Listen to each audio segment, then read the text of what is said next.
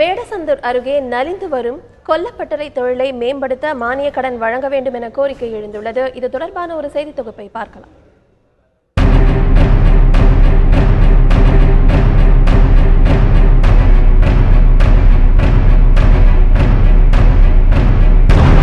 இயந்திரமயமான இந்த காலத்திலும் கையால் செய்யப்படும் கருவிகளுக்கு மக்கள் மத்தியில் நல்ல வரவேற்புள்ளது என்பதற்கு திண்டுக்கல் மாவட்டம் பூசாரிப்பட்டி கிராமம் சிறந்த உதாரணமாகும்.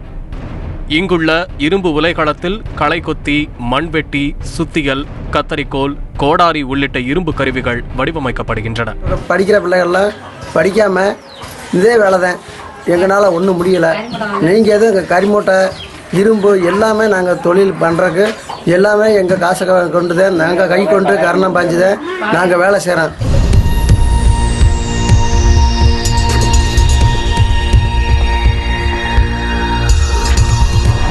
பரம்பரை தொழில் என்பதால் கொல்லர்களின் பிள்ளைகளும் உயர் படிப்பை கைவிட்டு இந்த தொழிலில் ஈடுபட்டுள்ளனர்.